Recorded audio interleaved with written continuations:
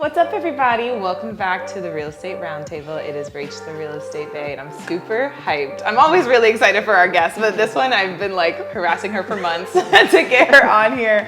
So I'm super excited today to have my personal property inspector, my Black Girl Magic property inspector, as I call her. She's an inspector. She has much diverse experience in the industry, personally, professionally, all of that. And so we're super excited to have Miss Dianne Bradley today on the Real Estate Roundtable. Thank you for having me. Of course, thank you. Literally since the inception of Daniel, I created Roundtable. I was like, she was one of my top 3 people, and it's just finally got to this point where we're able to have you on, because I think it's so important to have the information about inspections. Most people don't even know what an inspection is or what an inspector does, and we want to make sure that we educate people, and so we are very much grateful to have you here. Happy to be here. Yeah, and also thank you to my beautiful clients that are letting us use their house. So they are allowing us to be here, so shout out to them as well. Yes. So please introduce yourself and your background in the industry. Sure. My name is Dianne Bradley. I'm originally from Cleveland, Ohio. I actually went to school at Ohio State, and I have a bachelor's degree in industrial engineering. And I worked at in the corporate world for a while, and I've always had a passion for real estate as a whole, but I have zero desire to be a realtor. That is you all day. You got it. She never fails to remind me of anything. Like, girl, no. I could never do what you do. I could not. And so I was looking at what could I do as far as get into real estate, and I signed up for a class on being a property inspector and took the course, and here I am. Wow. Doing this. Wow. And what made you even want to be an inspector? I feel like you said, there's so many trades in real estate. Like, why was being an inspector? What you liked? Do I tell the real story? Yeah. No, keep it real. We're keeping it 100. Tell me. Okay. The real story is I actually signed up, and I wasn't familiar with the difference between an appraiser and an inspector. And I really thought I was signing up to be a property appraiser. And I signed up for a class, and I literally go to the class. It's like 3.5 hours away. And I sit down, and the instructor starts talking about property inspector this, and this is the course in property inspector. I was like, well, I guess I'm going to be a property inspector. and stuck with it. That's how it started. I love that. Happy mistakes, as they call them. 100%. So how long have you been an inspector for? I have been an inspector going on 3 years. Okay. I started during the pandemic in November of 2020. Fun times. Yeah. But your engineering background too, I could imagine that being like very connected, like especially seeing how things work and being a little bit more analytical, it seems. So you feel like your engineering background helps, I'm sure. Without question. Yeah. The name of my company is Attention to Detail for a reason. I think my engineering background, as well as I'm a property owner, so I have properties that I've renovated myself. Going through and looking at with the analytical of the engineering background with my property renovation background is helping with my business as being a property inspector. Gosh, absolutely. Attention to detail, catch that. Okay. We'll get into more of the information.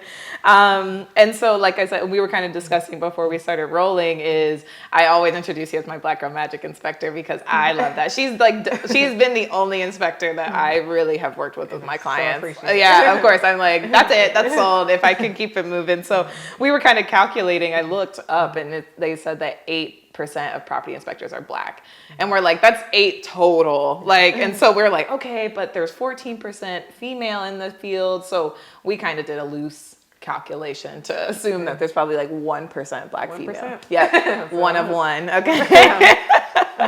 So like, and you were saying too, like, when you walk up to a house as the inspector, like, is there like a reception that people, yes. Like, what's the? Well, typically, most times when it comes to me doing a property inspection and I'm in a group of people, they're not looking as me as the property inspector. So typically they imply that I am the realtor, either the seller's agents or the buyer's agents, one of the two, but not the property inspector. That's never their thought. And when I do say I'm a property inspector, their chins kind of hit the floor. And they're like, oh, okay, you're the first one I've ever seen that, as a Black female doing property inspections. And I really kind of like that. I love that. Mystique and catching people off guard and Yeah, surprised. 1,000,000%. And I've even had clients in the past like, oh yeah, the inspector, he. I'm like, she said, and it's like, watch who you're talking about, because women can be inspectors too. Absolutely. So take us through, well, also too, how long does it take to be certified as an inspector? So the course that I did was a 80-hour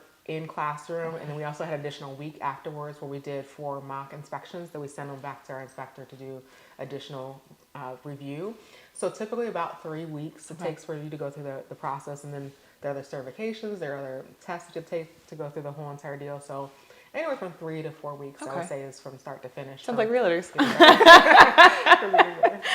And so, like, what is the overview, like, exactly in your words, what does a property inspector do? So property inspector, what we are there for is to give the eyes and the ears. Typically our clients are the buyers, but they also can be sellers. But whoever our clients are, is just to give a background or behind the scenes look at their property, things that they typically wouldn't look at. We're looking at the major systems: electrical, plumbing, HVAC, roof. A lot of people, when they're looking at their homes, they're looking at the color of the paint or the layout.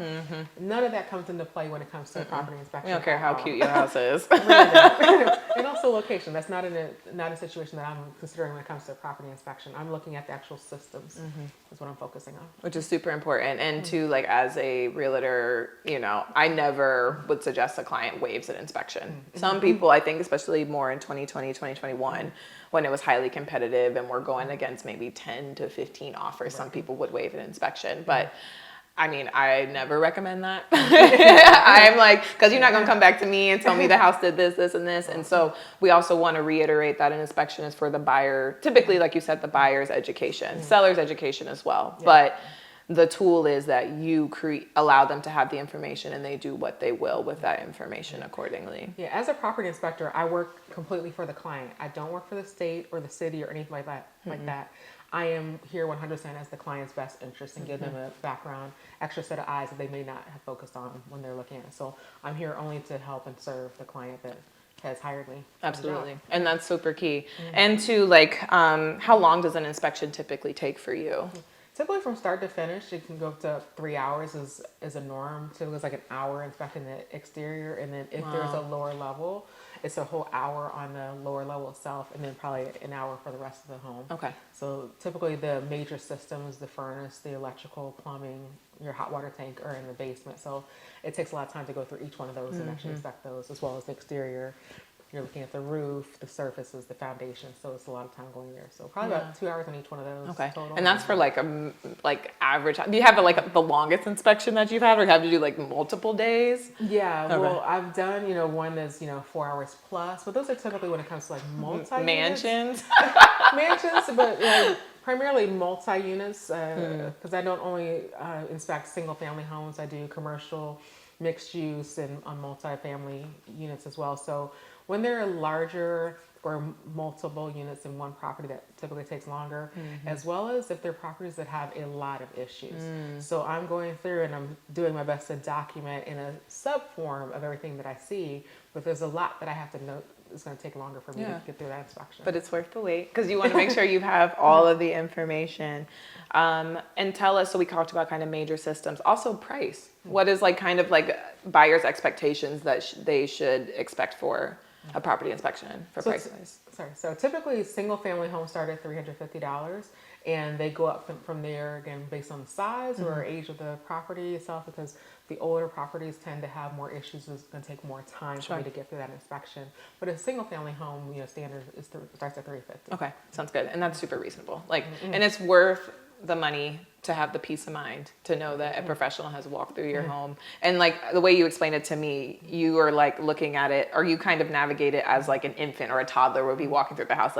Any kind of small material that could be hazardous is something that you're going to note, because it's out of protection for the buyer. Exactly. So when I start, we go on basically each extreme. So as if you have a 4-year-old in your hand and they're inquisitive enough to say, what is that, or why is that there? And they'll check it out, but they don't understand that it could harm them. So those are things I'm looking at on that edge, as well as the elders, as well as would they have issues navigating this terrain or these steps or this type of property. So I'm also keeping that in mind when I'm doing the property. That's super helpful. Yeah, we got to make sure we can protect everybody. And so, and two, there's like add-ons. Can you talk about like some of, I know that 350 is kind of a basic, but you do some add-ons for inspections as well. Sure. So a general home inspection covers like 400 points of items, and that's just a random number. I'm looking at everything. But the things that we add on to them are if you're looking for a wood destroying insects inspection, or typically known as a termite inspection, that's an additional fee that's not a part of a general inspection. If you have like your main sewer line, you want to see if that's caved in or broken or compromised, we can send a camera down the scope and actually check the inside of that line.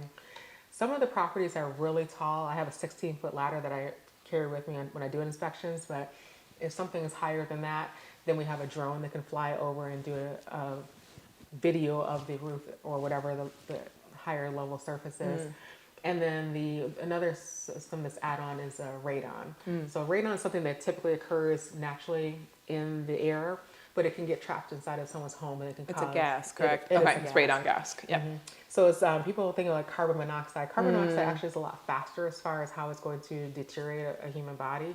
Radon is a lot longer as far as how it actually breaks down, and you really you can't smell it, you can't taste it. It's just something with the equipment we can actually test and see if you have high radon levels in your property or not. Interesting. Yeah, and I feel like I hear a lot of radon as an agent. We have to like sign all these disclosures, but I'm like, what is it? Like, and someone also told me there's a lot of radon in Mason like area. Yeah, there are certain areas that they're pocketed across. We are in the state of Ohio, and it's across every single state in the union has had high radon levels, but some areas are more prone to it than not. It's something that it comes out of the ground, and we typically set up a machine in the lowest level or the basement to take the readings for it. But it's something that naturally occurs, but some areas have a higher concentration of it. You just want to know whether or not you're having some type of issue in your home that can be mitigated, can be taken care of. If you do have high radon, don't stress out. It's just something to be aware of, and we actually can there's another step. You actually can get rid of it. Yeah. And I love the fact that we were talking about like the level of customization that you can create with your inspections. So you can do the full bells and whistles. If you want to do the sewer, you want to do wood destroying interest. If you want to do all of that, you can. And you were also touching base on how you can even customize it with buyers and sellers. Can you talk a little bit about some of those other inspections? Sure. Primarily the inspections that I am requested to do are for the buyers, but the sellers actually have an option to be more proactive if they're putting their house on the market, to actually understand what their property they are listing and show the buyers that are coming in, or potential buyers, these are things that we already know, and these are things I'm going to take care of before they even make an offer on the property. So that's an option as well, to be proactive as a seller. Another option is that we don't have to do the whole entire full-blown 3 hours, write a report that takes another 3 hours behind the scenes. That actually you can do customized, where it's just like the major components, and I'm not looking at everything I typically look at. I'm just looking at your furniture, HVAC, the roof, or even tailored down even further if you just want a verbal walkthrough, specifically with a buyer, of understanding what the property is looking like, just real quick before you actually make an offer. That's an option as well. And that's amazing. Like, especially into thinking of like investment properties, if like it's, hey, let's do a quick walkthrough with Dianne before I even write an offer. I already know that this is the problem. And even it can make your offer more competitive because you may be waiving an inspection, but you've already done an inspection with an inspector during your tour, your initial tour. Definitely. So it could be worth it too, for sure. Absolutely. Yeah. So tell me, our goal too is to like kind of have a sit down, and then we'll walk through parts of this home to kind of highlight what we're seeing. So we'll be on the move in a little bit, but what kind of tips do you have for any buyers that may want to attend their inspection? Yeah. I definitely encourage the buyers to attend the inspection so they can actually see with their own eyes the things that I saw when I was doing the inspection. But if the buyer is choosing to attend the inspection, I recommend that they come towards the end of the inspection, an hour and a half, 2 hours into the inspection. That way you're not walking around, because there are things that I'm looking at and I'm kind of taking mental notes and jotting down. But if a buyer is there at that time, then or I should say a client, that they are maybe slowing down the inspection or kind of throwing off my thought process. I do my best to keep a summary of what I have found as far as an inspection, and I can give you that at the end of it, and everything's going to be in the report, but Buyer attending, I think, is very highly encouraged, but towards the end of the inspection is preferred. Yeah, agreed. And like, you're going to stand around for 2 hours while Dianne tries to do her job. So, and we've been in scenarios like that before. We were talking like offline of, you know, we've had clients in the past and it was kids, and kids are very impatient. Like, especially with 3 hours, like it got to the point I got the kids in the car. I'm like, let's go get ice cream while mom and dad wait for the inspection. We drove around, we went to a park and came back, and you still were working. So it was like, you know, it takes some time, but yeah, coming at the end is what we always kind of, suggest. And then like, what kind of, are there any like red flags that especially for first time home buyers, that you see, or ways that major things that you can be aware of? As far as red flags, you know, when it comes to inspection reports, I always mention that I'm going to write down everything that I see, and things that may be a red flag per se for me may not be a red flag for the client, and vice versa. So when it comes to inspections, I show everything, I tell everything. I don't put my opinion in anything. This is what I saw, this is a photo, and it's actually up to the client and their representing agent to make a decision as far as what to do. I don't really say like red flags, because even if a house has terrible foundation, which we think would be a red flag, Some people don't. they like, it's standing. Yeah. I have someone who could take care of that. Yeah. So I tend to shy away from any red flags per se. How long is something going to last? How much is something going to cost to get repaired? Those items are something that you're not going to, as far as you're not going to get that information from me or probably most inspectors when it comes to doing a property inspection. And that's a great point, is because, and that's like part of the relationship of, you know, an agent and an inspector and a client. We're all working together, but everybody kind of has their pass, I guess, if you will say. So, and just to set it up, like once you're under contract, you typically have 7 to 10 days to get an inspection. I usually run it with 7 days. Dianne comes out on day 2. She'll text me like at 9 o'clock, like, hey girl, so I got a new contract. I'll be there tomorrow at 8. I'm like, hey, cool. So during that time, you get the inspection within that 7 days. Obviously, the earlier you come as an inspector, the better, because it takes about a day to turn around, day 2, depending, turn around the inspection time. And then from there, once the buyers receive the full inspection report, then your agent and the buyer can coordinate and negotiate with the seller to either ask for repairs, ask for credits, things like that.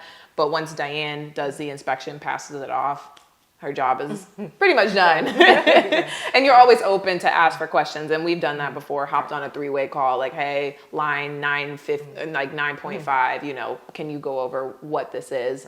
And you'll go in full detail. But it's not her role to be like, oh, hey, I know a concrete guy that can come and fix it. That's not her role. Her role is to provide the information, and then we take it and use it accordingly, which it helps just make the decision more clear for the buyers. So yeah, it's exciting. But then from there, like I said, you can negotiate with your agent according to how you set up the contract. And then from there, you continue on the journey. So yes, but we're super excited. What we'll do next is we're going to do a walkthrough of this house, so you guys can see kind of some mechanical systems, major systems. Absolutely, add one. So the one more add-on feature is the mold detection. So when I'm doing a report as a property inspector, I typically say that it's potential mold. I have no idea of understanding if it actually is mold until it's actually tested. But the testing portion is an add-on service. So we can test that, send out to lab, and they will tell us exactly what it is that was on that strip and what the details of it. So that's an additional. Thank you for adding that. And then we've been in this scenario before as well.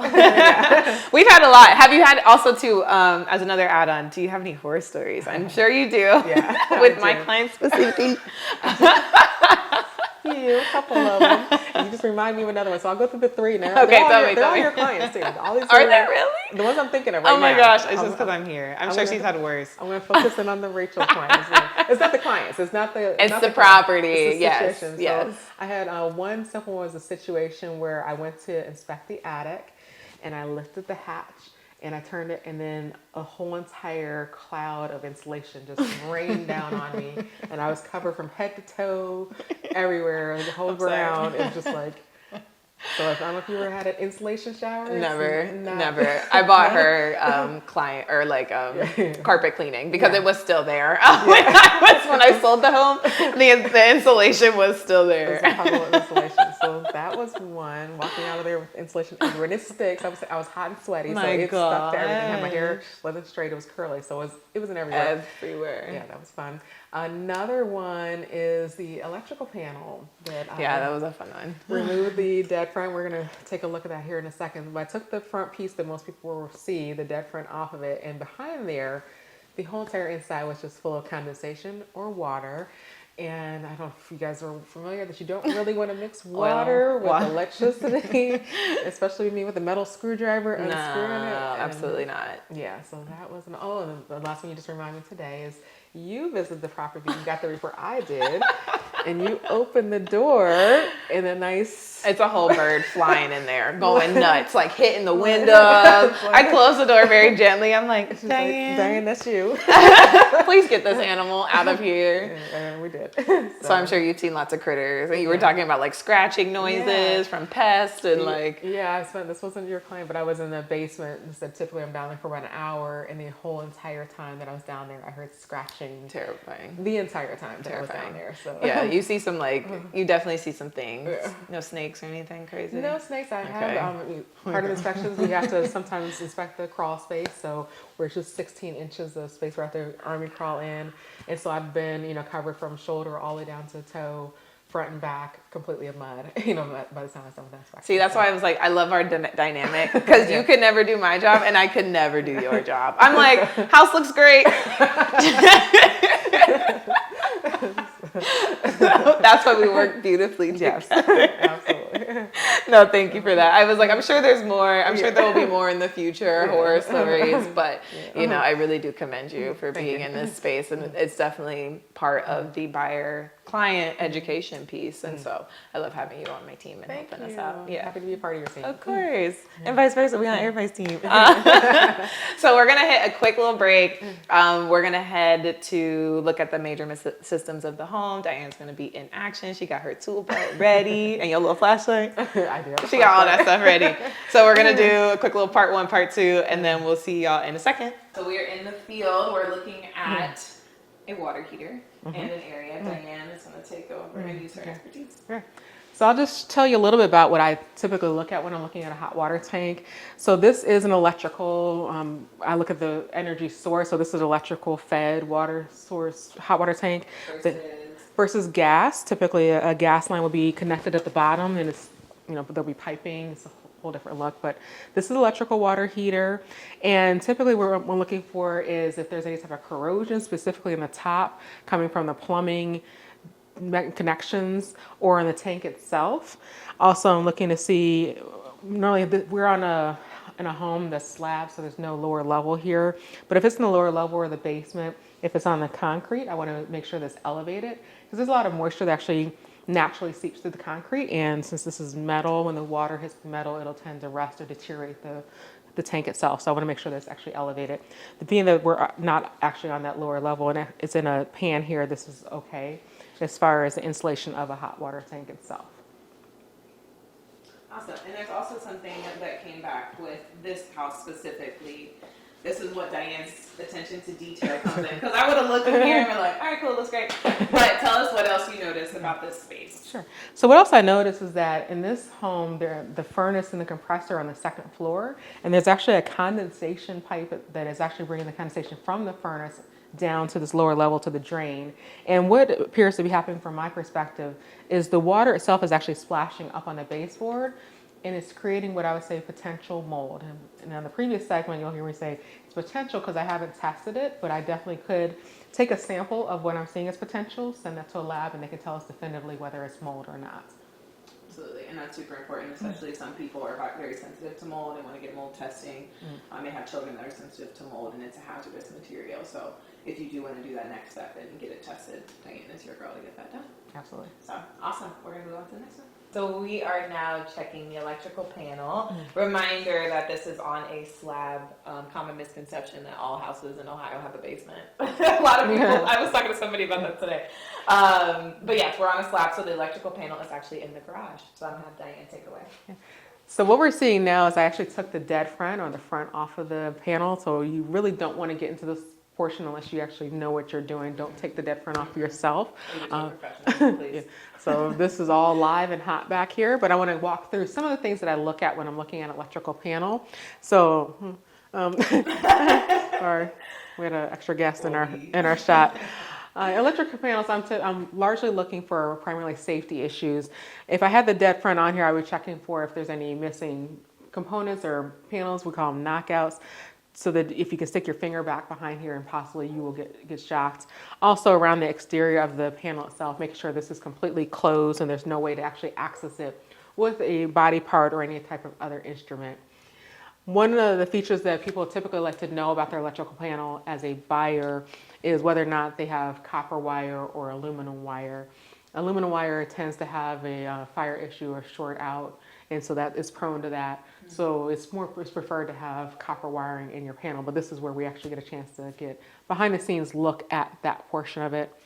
Another main item I'm looking for is if we call double taps, or if there's two wires that are connected to one breaker with a nut. That's something that you don't want to see in an electrical panel. This panel does not have any of those, but these are just some of the items that I'm looking for when I'm looking for a panel. And actually, one other key thing is I'm looking at the front as well as behind the panel. If you can imagine that we want the panel to either be away from the wall or have some type of wood behind it. The wood acts almost like a major sponge to absorb any type of water, because you want to keep water away from electrical as much as possible. So that's some of the things that I'm looking at when looking at a panel. Absolutely. And we were talking as well, obviously older homes have older electrical systems. So can you talk about knob and tube, or there is also the push-o-matic, what's it called, Federal Pacific. Yeah. Can you talk about older electric systems and how we need to get them updated? Yeah, absolutely. So this panel itself is the Romex. This is the newer wiring, but knob and tube in the Federal Pacific, as well as the aluminum, those are all have actually phased out because they are prone to having hazards or typically fires in the property. So those are, you'd have to kind of like Google pictures of what they look like, because we don't have examples here of those. But those are some of the things that I am actually checking for and writing down in the report as far as what type of wiring is in the home when I'm doing an inspection. Absolutely. And I feel like you can see evidence of previous knob and tube wire in an older home especially, but just because it's there, it's more important that's inactive and it's not the main system, but there will be remnants of knob and tube if you see an older home sometimes. We'll try to Google some pictures or add something like that. So some things as far as finding knob and tube, I actually typically see those when I'm in the attic, and those are where it's common to see those, and actually checking for those. I have a device here that actually tells me whether something is live or not, if it's hot or not. So you can see this is a live panel. It turned red. So if it's hot, I can just stick this on the knob and tube wire and it'll turn red. And this is how I can actually check for the connectivity of the wires. Super important. So electrical systems is a huge major component of the house.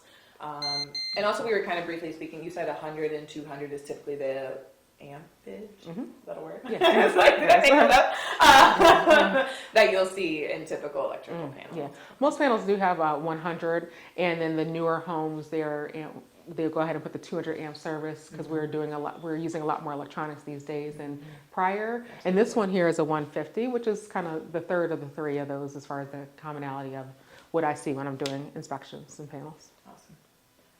Any other notes for the garage? I know you mentioned some safety that you kind of think about for garages. Sure.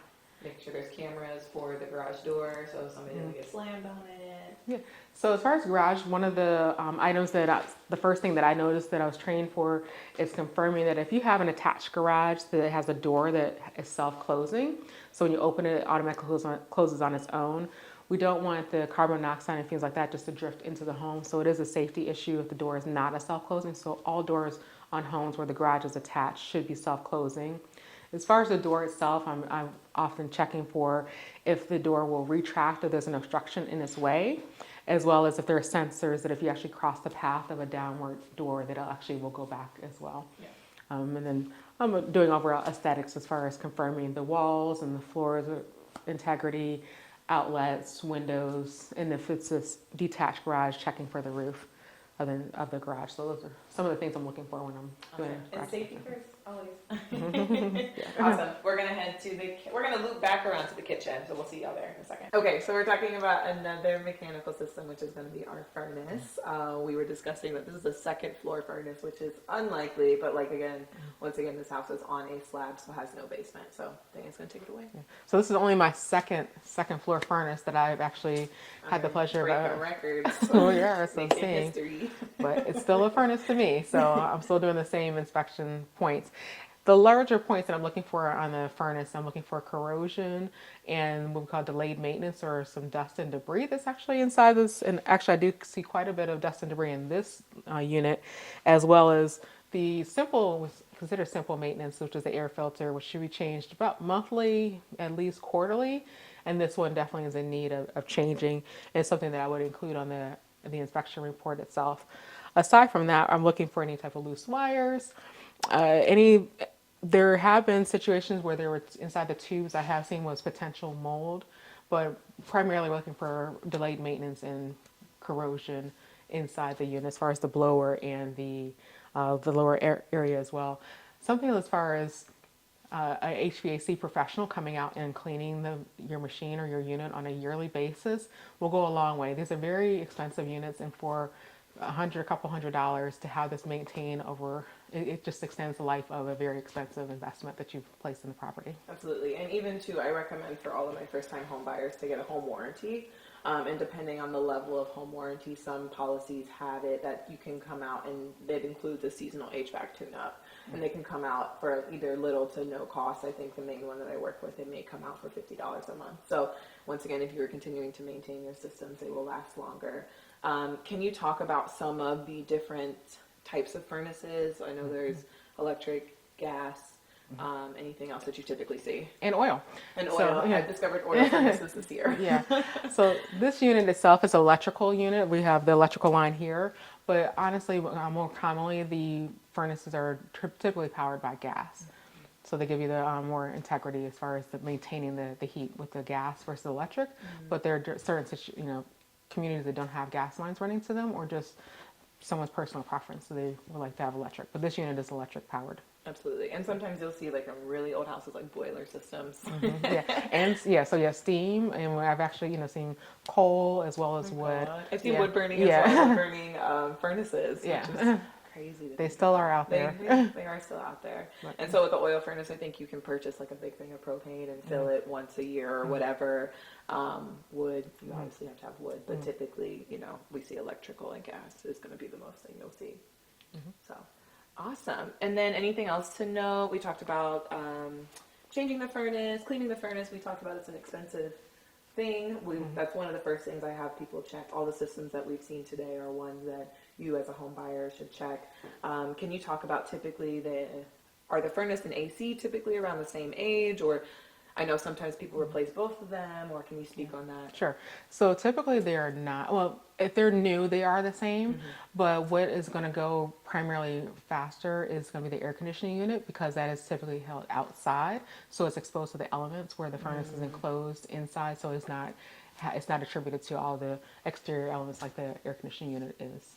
That's a good point. Thank you for that. Sure. And one other thing as far as checking the furnace itself is I'm also focusing on the ductwork as a whole. So making sure that the integrity, where there's not corrosion or deterioration, or just open spaces for the ductwork. There's actually a completely closed system to the best of my ability, what I can see, that's exposed.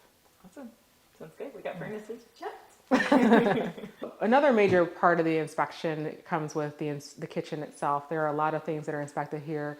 As far as we're looking at now is the plumbing, and I confirmed that the water is flowing, and that I probably shouldn't turn that up for sound.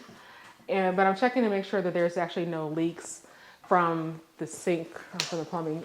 And I actually checked both basins if there are two, and I also turned on the garbage disposal to make sure that's running properly, and that there are no leaks or any signs of any water coming from any of the plumbing that's in a sink location. A key factor when it comes to the kitchen is we do have plumbing as well as electricity running in the same space. So we want to make sure those are operating safely. So I want to confirm that the water plumbing itself is near a grounded outlet, so that if there is an issue where water is splashing on electricity, that it will automatically shut itself down. So it's very important when you're near a kitchen sink within 3 feet that there should be a grounded outlet like that is here. And I'm checking the conductivity of this as well. And this checks out. Whoa. When I'm inspecting the electricity and the plumbing in the kitchen, I want to confirm that they actually are both operating in the same space safely. So when it comes to the plumbing itself and water flow, I want to make sure that the electricity that's near it is a grounded outlet. And so I have a tester here that actually can test for that as well. Awesome. So we are so thankful for Dianne to have us here, going through her expertise, what she sees, all of that stuff. And so kind of just wrapping up, we want to kind of talk even further about how we take that information and your agent and you can be more empowered by the information that Dianne provides. And so like we said, typically you get 7 to 10 days during that inspection period.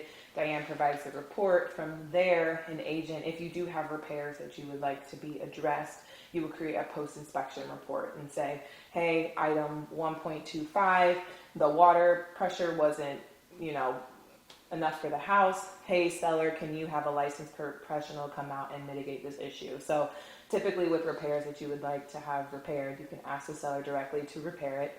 You can typically ask for a credit at times to cover the damage. Hey, it's going to be about $3,000 to get this fixed. Seller, can you give me $3,000 off of closing costs, or etc.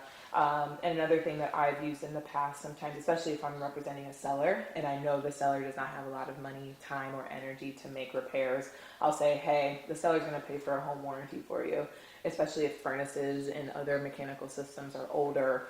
A home warranty provided to the buyer by the seller can be really great, especially they can keep it for the year, and that way they can make those repairs or call the home warranty. I had a recent client, I went to their housewarming party and they're like, Rachel, this home warranty saved my life. And so and that is a really great thing.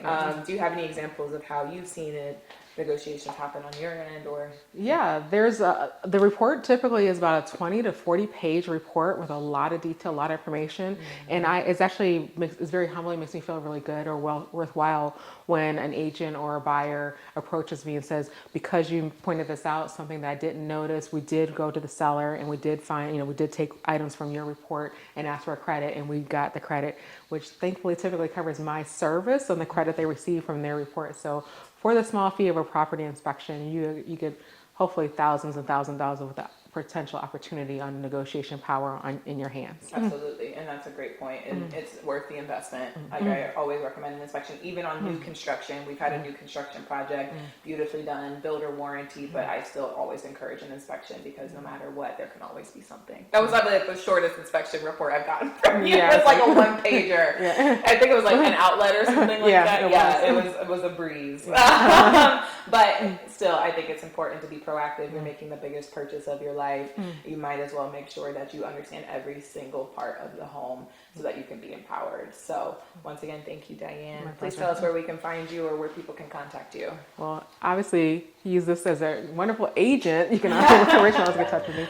But I'm easily accessible by my cell phone, which is area code 513-259-7894. Or you can email me at DianneABradley@hotmail.com. Attention to detail with Dianne.